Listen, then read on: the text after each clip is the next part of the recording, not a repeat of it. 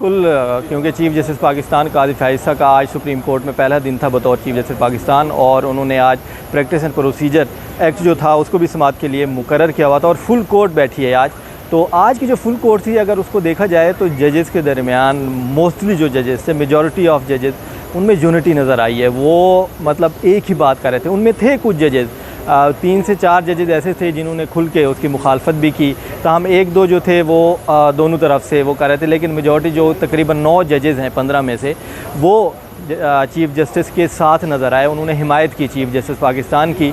तो ये बहुत अच्छा साइन था, क्योंकि सुप्रीम कोर्ट में जो एक साबिक चीफ़ जस्टिस उमर बंदयाल के दौर में एक तकसीम खुल के सामने आ गई थी, क्योंकि जजेस एक दूसरे के ख़िलाफ़ बोलना शुरू हो गए थे। बाकायदा बेंचेस के अंदर बैठ कर बोलते थे और एक दूसरे के जवाब देते थे एक दूसरे को। तो आज जो है वो चीज़ कुछ जजेस में थी, लेकिन वो भी हमारे जो ज़राए हैं जो करीब हैं जजेस के, वो भी ये बता रहे हैं कि चीफ़ जस्टिस पाकिस्तान कादिर फाइज़ जो हैं वो ये ख़त्म कर देंगे जो तकसीम का मामला है।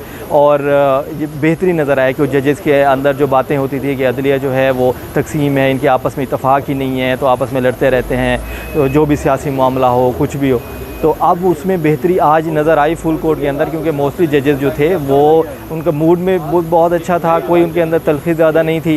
एक जज जैसे मुनीब अख्तर ने एक स्टेज पे चीफ़ जस्टिस कादिर फाइज़ को 1-2 जवाब दिया, लेकिन बाकी जो जजेस थे वो बड़े पुरसकून और रहे। क्योंकि आप आखिर में जैसे एजाज़ुल एहसन से भी मशावरत की, तो उन्होंने भी हिमायत की कादिर फाइज़ की कि आप बेंचेस तश्कील दें। सरदार तारिक और जैसे एजाज़ुल एहसन चूँकि सीनियर जजेस हैं, तो वो चीफ़ जस्टिस कादिर फाइज़ के साथ हैं।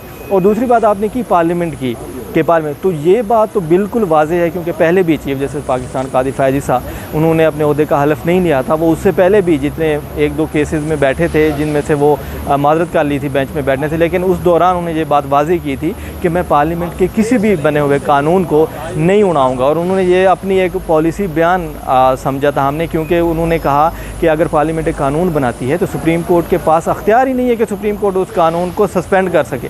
तो सुप्रीम कोर्ट तो मुअत्तल कर ही नहीं सकती पार्लियामेंट के बनाए हुए कानून को। और ये जो है ये मौजूदा चीफ़ जस्टिस कादिर फाइज़ का बयान है। उन्होंने खुद कहा और आज भी उन्होंने अपनी बात वो रिपीट की कि पार्लियामेंट जो है, हम हर दफ़ा पार्लियामेंट को डिस्करेज नहीं कर सकते, क्योंकि अपने उन्होंने मिसाल दी कि सुप्रीम कोर्ट के अंदर 57,000 से ज़ायद केसेस जो हैं, पेंडिंग केसेस, ज़ेर इल्तवा केसेस पड़े हुए हैं। तो आप पार्लियामेंट को कैसे ब्लेम कर सकते हो कि वो सही कानून साजी नहीं कर रहे या वो अदलिया पे हमले कर रहे हैं? वो तो पहले अपने घर को हम लोग ठीक करें, बाद में पार्लियामेंट की तरफ जाएँ। तो ये साफ़ इशारा है कि अब जो है वो पार्लियामेंट की तौहीन नहीं होगी सुप्रीम कोर्ट से, जिस तरह माजी में होता रहा है। अगर पार्लियामेंट कानून बनाती तो अगले दिन सोमोटो हो जाता था या उस पर दरख्वास्त आ जाती थी, स्टे मिल जाता था। तो अब ये मौजूदा चीफ़ जस्टिस हैं, इसमें हम देख रहे हैं कि अब पार्लियामेंट और सुप्रीम कोर्ट के जो ताल्लुकात हैं वो बेहतर रहेंगे। बज़ाहिर अभी फ़िल वक्त बेहतर हैं, कोई दरमियान में ऐसा कोई इशू बन गया या किसी उस पर हो सकता है, लेकिन अभी और मज़ीद बेहतरी की तरफ जाएंगे। क्योंकि जब चीफ़ जस्टिस एक इदारे का जो सरबराह है वो पार्लियामेंट के लिए नेक वो जो है अपनी वो सोच जो है उसकी बेहतर है, पॉजिटिव थिंकिंग है उनकी, तो वो मुझे लगता है कि वो बेहतरी की तरफ जाएगा और पार्लियामेंट के साथ मामलात बेहतर रहेंगे। और होना भी यही चाहिए, अदलिया अपना काम करे, पार्लियामेंट अपना काम करे।